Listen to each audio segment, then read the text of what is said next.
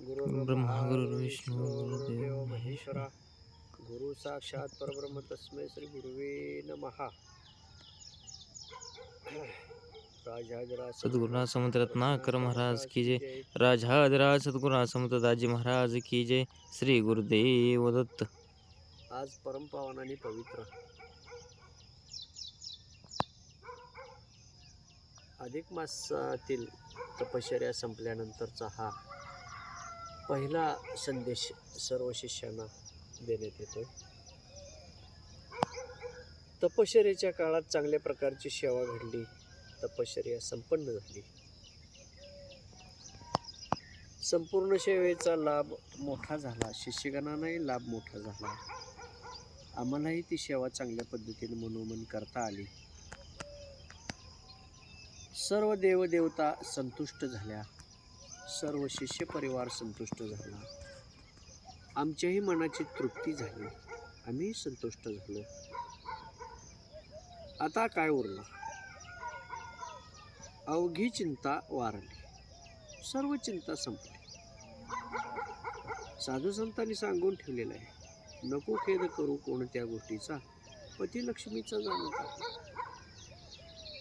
आणि मग आपण चिंता करण्याची काय गोष्ट नाही. सुख सोहळा मोठा संपन्न झाला.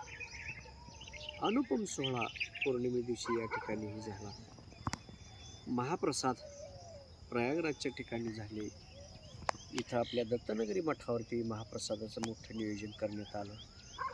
सर्व वातावरण सगळं दुमदुमून गेलेलं होतं. आनंदमय वातावरण होतं. एवढा आनंद, एवढा उत्साह सर्व शिष्यांच्या मनामध्ये होता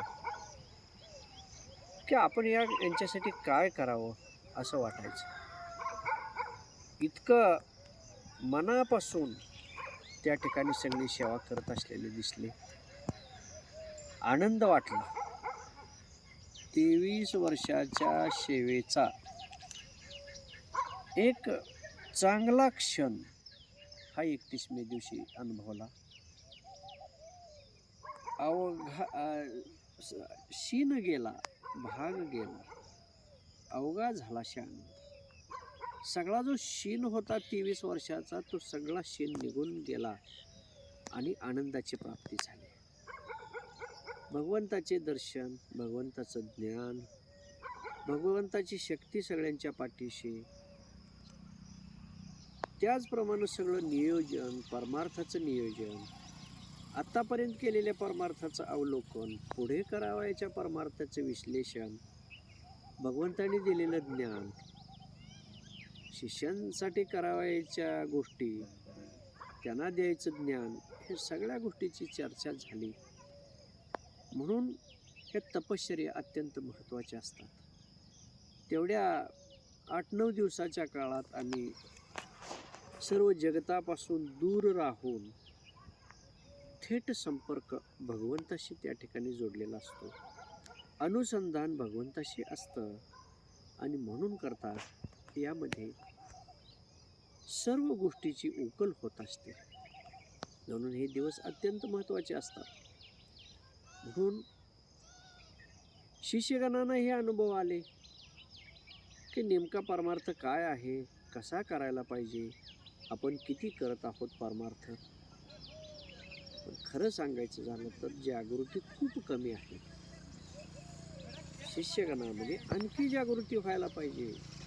आणखी सेवा संपन्न व्हायला पाहिजे, चांगली व्हायला पाहिजे. कारण या कलियुगामध्ये ही जी मरगळ आहे ती मरगळ झटकली पाहिजे. इतका उत्साह पाहिजे, इतका उत्साह पाहिजे की पूर्णत्वानं आपण समर्पित भावानं भगवंताला शरण गेलं पाहिजे.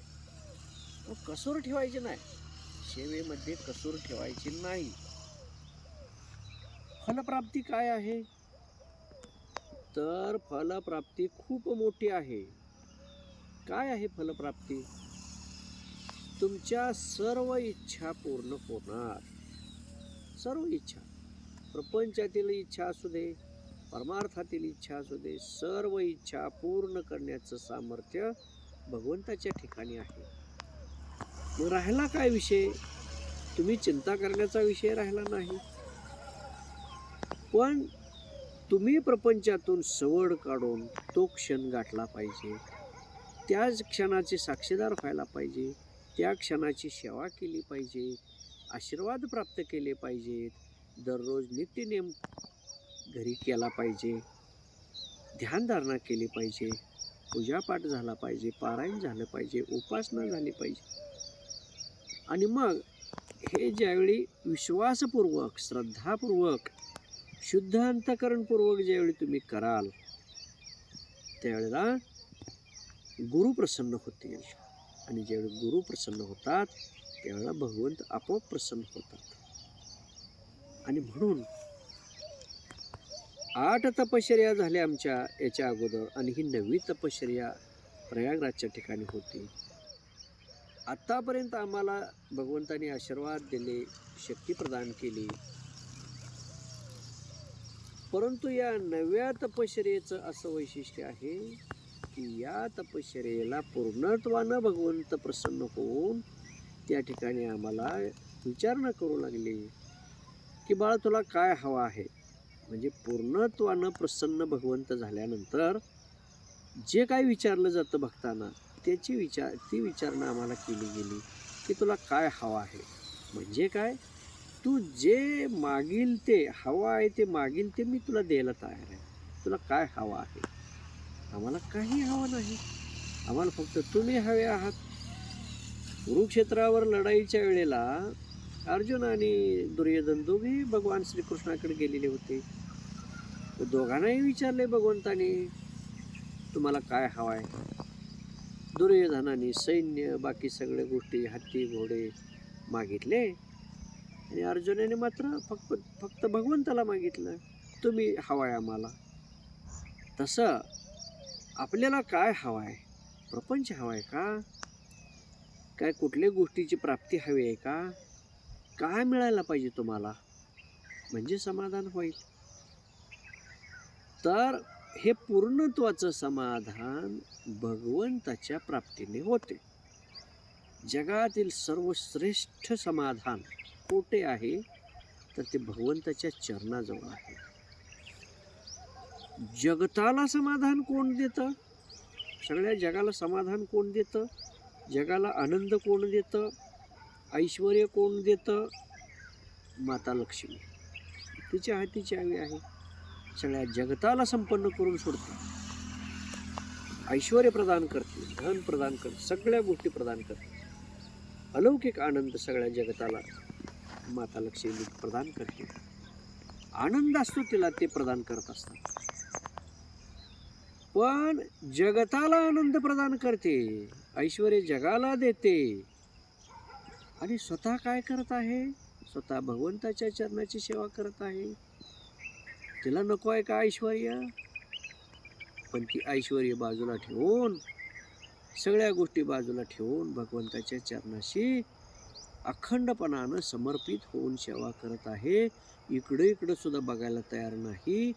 तिचं लक्ष फक्त चरणावर आहे.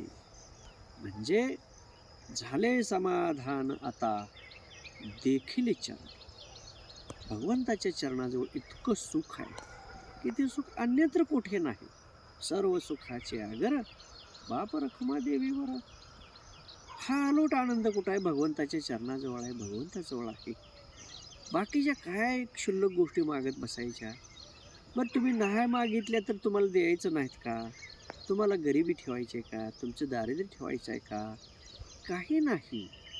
लहान मुलं आहे, तो बोलता येत नाही, त्याला काय करता येत नाही, म्हणून काय आई त्याला उपाशी ठेवते का, नाही उपाशी ठेवत.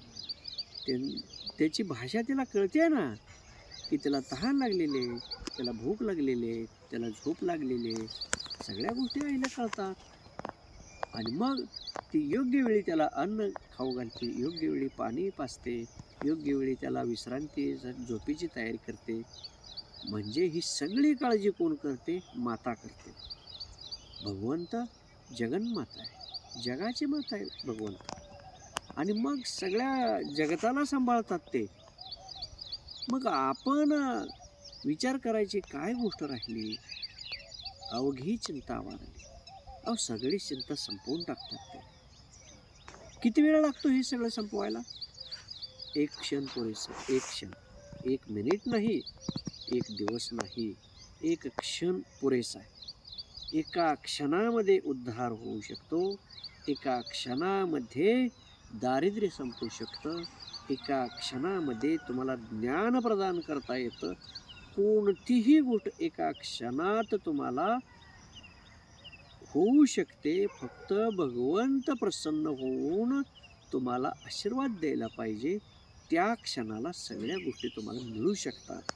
पण तो जो क्षण आहे, देवाचे द्वारे उभा क्षण भरी त्यांनी मुक्तिचारी साधी आल्या. तो जो क्षण आहे, तो क्षण म्हणजे भगवंताच्या प्रसन्नतेचा क्षण असतो. ते प्रसन्न झाल्यावर हवे ते माग असं म्हणतात. तो क्षण आपल्या जीवनात कधी येणार? या जन्मात येणार का पुढच्या जन्मात येणार का 6-7 जन्मानंतर येणार? अनेक जन्म जावे लागतील, त्यावेळी तो क्षण येईल. बाळांनो, हा तास 2 तासाचा विषय नाही, एखाद्या जन्माचा विषय नाही. जन्मोजन्मी आम्ही बहुपुण्य केले, तेव्हा या विठ्ठली कृपा केली. लगेच होणाऱ्या गोष्टी नाहीत. आणि मग ही अखंड सेवा जन्मोजन्मी करावी लागते. आणि मग अनेक जन्मामध्ये पुण्यसंचय झाल्यानंतर, सेवा केल्यानंतर भगवंत प्रसन्न होऊन आशीर्वाद देण्यासाठी येतात. आणि तो जो क्षण असतोय, तो क्षण आपल्या भाग्याचा क्षण असतो. आपल्या भाग्याचा उदय झालेला तो क्षण असतोय. तो सर्वश्रेष्ठ क्षण असा असतोय. आणि म्हणून त्या सर्वश्रेष्ठ क्षणाची साक्षीदार होण्याचा ती जी वेळ आहे, तो आनंद आहे, तो सगळ्यांना प्राप्त झाला. आम्हालाही तो क्षण प्राप्त झाला. तुम्हालाही सगळ्याला याची देही याची डोळा तो क्षण पाहता आला. माझ्याबरोबर जे 20 लोक 20 शिष्यगण होते, त्यांनाही भक्ती काय असते, ज्ञान काय असतं, गुरु काय असतात, देव काय असतात, काय करतात देव, गुरु काय करतात, काय करू शकतात, हे सगळ्या गोष्टीचं ज्ञान बरोबर असलेल्या शिष्यगणांना थोड्या फार प्रमाणात मिळालं. आणि मग त्यांना सुद्धा थोडीशी जागृती निर्माण झाली. अशी संधी मिळणं हे अनेक जन्माचं पुण्य असतं. आणि म्हणून भविष्यात आणखीही अशा काही तपश्चर्या होतील आमच्या. आणि त्या तपश्चर्येच्या काळात आणखी काही शिष्यगणांना आपण त्याच्यामध्ये लाभ देण्याचा प्रयत्न करणार आहोत. आणखी या पुढच्या काळातही तुम्हाला आपल्या मठाच्या कार्यक्रमातही ज्ञान देण्याचा प्रयत्न करत आहोत. इथेही तुम्हाला चांगल्या पद्धतीचं ज्ञान भक्ती करून घ्यायचे, ज्ञान द्यायचं. आणि ते सगळ्या गोष्टी करून प्रपंच करून परमार्थ कसा तुमचा चांगला होईल याकडं भविष्यकाळात लक्ष देता येईल आपल्याला. परंतु हे सगळे खरे होत असले तरी भाग 1 माझा संपलेला आहे आणि भाग 2ची सुरुवात झालेली आहे. दत्तनगरी मठाचा पार्ट 2 सुरू झालेला आहे.